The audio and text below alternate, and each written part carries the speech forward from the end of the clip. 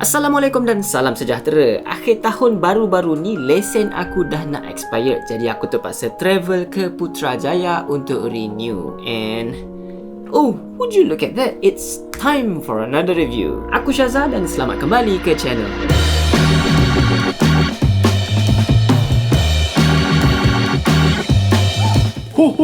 Berita baik untuk korang. Zotac hantar kepada aku sebuah kotak untuk aku buat giveaway kepada korang. Jadi stay tune until the end of the video untuk tahu macam mana cara nak join giveaway ini. Kenapa kena renew di Putrajaya? Sebab situ je tempat untuk renew dia. Kenapa naik bas? Sebab train slow sangat. Kenapa tak naik flight? Sekoti aku lah, banyak songil lah tu. Lagipun dendam kena lockdown selama 1 tahun ke 2 tahun ni masih lagi belum terbalas. Anyway, disebabkan urusan boleh dilakukan pada waktu pagi sahaja, aku decide untuk naik overnight bus sebab nanti dah sampai pagi esok tu dah well rested and boleh proceed untuk buat urusan. Good idea but poor execution. Nanti aku cerita kenapa. But for now, mari aku rungkaikan sedikit sebanyak tentang industri bas ekspres di Kelantan. Aku mula naik bas ekspres dari Kota Baru ke Petaling Jaya sekitar tahun 2010. Masa tu aku baru start nak masuk universiti lah. Selalunya aku naik di stesen Lembah Sirih dan sampai di stesen Putra. Time tu stesen TBS rasanya tak wujud lagi kot. Masa tu juga di Kelantan, bas double decker kerusi VIP yang luas dan lebar tu baru je mula diperkenalkan. Dan masih banyak lagi syarikat-syarikat bas ekspres yang menggunakan bas setingkat kerusi ekonomi. Seingat aku, syarikat yang mempopularkan bas ekspres double decker kerusi VIP ni adalah syarikat Ekspres Mutiara. Dan bermula dari situlah macam cendawan yang tumbuh selepas hujan, banyaklah syarikat-syarikat bas ekspres yang lain yang mula bertapak di Kelantan. Tapi throughout the whole decade sampai sekarang lah, ada 2 syarikat bas ekspres yang pemain utama lah dalam industri bas ekspres Malaysia, iaitu Ekspres Perdana dan juga konsortium E-Mutiara. Dan kali ini aku nak review Ekspres Mutiara. Ekspres Perdana nanti bila ada excuse lain lah pula.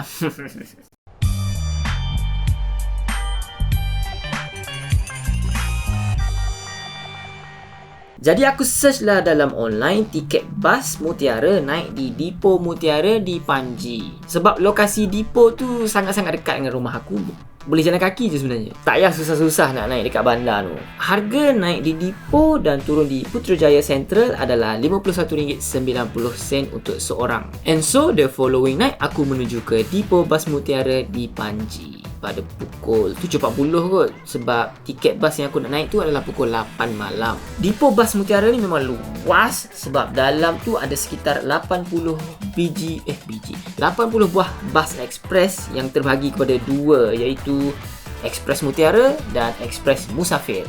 Yang Mutiara adalah kerusi premier VIP dan yang Musafir tu kerusi ekonomi yang 2x2 kot. Tapi Depo Bas Mutiara ni orang awam tak boleh masuk sebenarnya. Nak masuk buat apa? Nak tengok bas tu 80 biji ke? Yang boleh masuk adalah area menunggu dan kafe. Ya, ada kafe dan kedai runcit di bahagian depan depo tersebut. Kafe dia siap ada barista.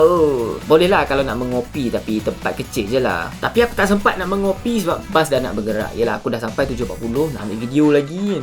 Tepat jam 8.14 bas aku keluar dari gate. Dia stop untuk aku naik dengan penumpang-penumpang lain lah.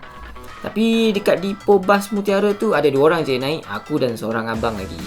Tunjuk tiket, scan My Sejahtera, scan suhu, naik, settle. Layout seat premier dia simple je. Ada single seat dan juga double seat. Aku rasa seat tingkat atas dengan seat tingkat bawah sama sahaja. Ya kot, tak tahu sebab dah 12 tahun aku naik bas ekspres, aku tak pernah lagi duduk tingkat bawah. Sekejap aku cerita kenapa. By the way, seat yang paling laku keras adalah seat single. Yelah, sebab ramai orang single dalam dunia ni kan. Aku pun masih single kak. Anyway, seat dia memang VIP. Luas, lebar dan selesa. Ada proper armrest and then ada adjustable leg and calf rest. Dan yang paling penting, kerusi dia boleh recline guys. And then dekat bahagian depan ada saku berjaring cuma tak ada meja lipat ya. Setiap kerusi juga ada 2-point seat belt, and then ada USB port, 2 USB port bahagian bawah setiap kerusi. Overhead panel dia ada blower aircon yang boleh adjust, and then ada reading light. Overall keselesaan kerusi dia memang cemerlang. Aku rasa kalau nak lagi cemerlang kena travel atas sofa ataupun katil lah kot. Untuk bas yang aku naik pula, Mutiara pakai bas E128D Twin Dex yang dibina oleh coach builder SKS Bus menggunakan platform Scania K420. Tak silap aku lah, bas dia memang moden dan selesa. Enjin dia power, gearbox dia pun memang smooth. Jalan Gua Musang yang famous dengan naik turun bukit tu pun dia boleh maintain consistently 90 km sejam. Aku rasa kalau bas tu tak ada speed limiter, dah lama dah dia bantai kelajuan 3 digit. Bas ni juga pakai sistem air suspension, so memang selesa lah. Jalan Kuala Kerai Gua Musang yang famous dengan kawah-kawah bulan tu memang bukan lawan bas ni lah. Dan antara sebab utama aku suka untuk naik bas Mutiara ini adalah memang dari dulu lagi pemandu diorang profesional. Tak merokok ketika bermandu, beruniform dengan lengkap dan memandu dengan berhemah. Aku pernah naik bas ekspres yang pemandu dia isap rokok ketika memandu dan pakai singlet and memotong ketika selekoh guys. Tak naklah sebut syarikat apa, tapi Alhamdulillah syarikat E-Mutiara ni dia boleh jaga standard pemandu-pemandu dia. Good job. And then one of the perks naik bas Mutiara ini adalah dia punya stesen hentian di Gua Musang. Sepanjang perjalanan dari pukul 8 malam hingga ke subuh, dia hanya akan berhenti di satu R&R sahaja. Dan hentian Gua Musang ni aku boleh katakan adalah hentian bas ekspres yang terbaik dalam Kelantan. Tak silap aku, owner hentian tu adalah owner sama konsortium E-Mutiara. Fasiliti dia lengkap untuk makan minum. Ada food court, kedai runcit, tandas, surau. ATM pun ada dalam tu kalau korang nak habiskan duit. Liti Life ke, Nelson ke, Hot and Roll ke, time dia buka lah. Bas akan berhenti selama 45 minit dan bila dah cukup masa, nanti dia akan panggil penumpang melalui PA system. And then aku sambung perjalanan dan time tu dah pukul 1 pagi kot. So tidurlah apa lagi. Sekitar pukul 4.30 pagi, bas mula masuk KL and then dalam pukul 5, 10, 5 suku macam tu sampai ke stesen Putrajaya Central. And then aku pun order Grab untuk menuju ke Precinct 17 untuk rehat sekejap kat rumah kakak aku.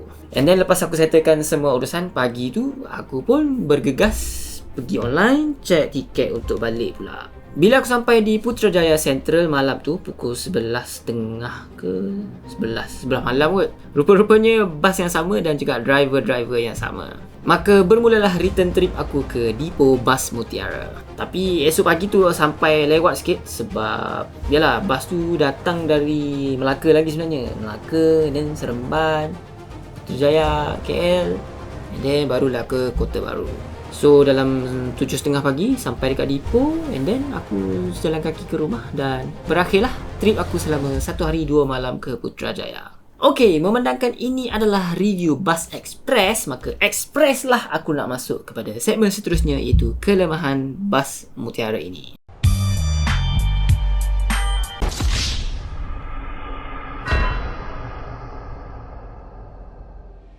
Tadi aku cakap ada USB outlet dekat bawah kerusi kan. Tak hidup guys. Aku cucuk dekat bawah kerusi aku dan cucuk kat kerusi sebelah pun sama juga. Tak hidup juga. So aku suspect driver bus tu tak on switch besar dekat bawah tu lah. And then dekat overhead panel tu juga ada reading light, tapi sama juga tak hidup juga. Jadi bas ini sangat-sangat sesuai untuk tidur dan bukannya main handset ataupun baca novel dalam gelap. Next, walaupun nama dia bas ekspres, tapi sebenarnya awal-awal perjalanan tu dia akan berhenti di banyak stesen untuk ambil penumpang. Especially perhentian Lembah Sirih di Kota Baru. Dekat situ time malam memang jam. Jam dengan bas yang berebut parking stand dan juga jam dengan manusia yang duduk parking belakang bas walaupun tempat parking tu penuh. Kosong. Penuh ke kosong? Kosong. Ini ayat driver bus ya. Aku just sampaikan sahaja. Jadi expect some waiting time semasa awal-awal perjalanan tu. Dan last kelemahan dia adalah jadual perjalanan. Kalau beli tiket online, dia tak akan tunjuk estimate time arrival. Dia hanya tunjuk departure time sahaja. Dan bila aku beli tiket dekat kaunter pun, aku tanya akak yang jaga kaunter tu, dia pun tak boleh nak jawab pukul berapa sampai. Jadi nak plan perjalanan tu ada missing information lah sikit. Oh, by the way, kalau beli tiket secara online, dia akan ada surcharge RM2 tak silap aku, yang diberi nama sebagai convenience fee. So, kesimpulannya, Bus Express Mutiara ini sesuai untuk orang yang nak travel ke mana-mana dengan selesa dan harga yang berpatutan. As long as korang tak kisah sangat lah pasal travel time tu. Yalah, makan masa 9 jam ke macam tu. Memanglah kalau naik flight lagi sekejap, pergi KL sejam je. Tapi harga dia sangat-sangat volatile. Lagi-lagi kalau korang ambil yang low cost tu. Kalau dapat awal memang murah lah. Tapi kalau nak tiba-tiba korang nak pergi mana-mana, mesti mahal. Tapi kalau harga tiket Bus Express ni, harga dia memang stay, dia fix. So, that's all penilaian yang aku boleh buat untuk Bus Express Konsortium E-Mutiara. Jadi kalau korang ada plan trip untuk pergi ke mana-mana dan nak naik bas ni, ada beberapa tips yang aku boleh kongsikan. Tip yang pertama, jangan lupa bawa neck pillow. Aku ulang sekali lagi, jangan lupa bawa neck pillow. Naik bas ni bukan macam naik train ataupun naik kapal terbang ya.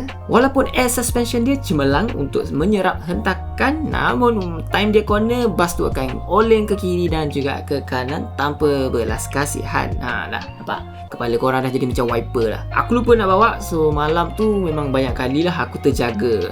Efek dia, pagi tu time buat urusan, aku dah jadi macam zombie lah, tak cukup tidur. Tip kedua adalah pilihan kerusi. Disebabkan hukum fizik, kerusi yang paling selesa adalah kerusi paling depan tingkat bawah. Manakala kerusi yang paling huyung-hayang adalah kerusi tingkat atas paling belakang. Jadi kalau boleh elakkan kerusi tingkat atas paling belakang sebab dia rocky and noisy. Kerusi tu dia duduk rapat dengan firewall engine belakang tu, so tak dapat recline dengan banyak lah. Dapat recline sikit je, dah lah bising.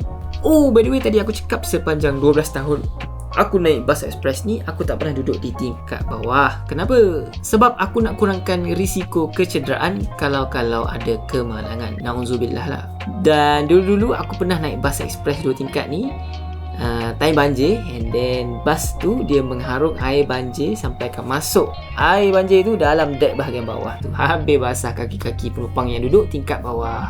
And tip ketiga dan yang terakhir adalah 4, do not expect too much and enjoy your trip. Okay guys, itu saja untuk video kali ini. Tapi aku dah janji dengan korang, aku nak buat giveaway. Sekejap aku nak ambil kotak je. So, ini dia kotak hadiah dari Zotac Gaming. Terima kasih Zotac Gaming kerana sponsor video ni. Macam aku cakap tadi, cara nak masuk giveaway ni senang saja. Aku tak nak paksa korang untuk like ke, subscribe ke, apa ke, tak. Apa yang korang buat, hanya drop a comment dalam comment box untuk video ini. Yes, you heard it right.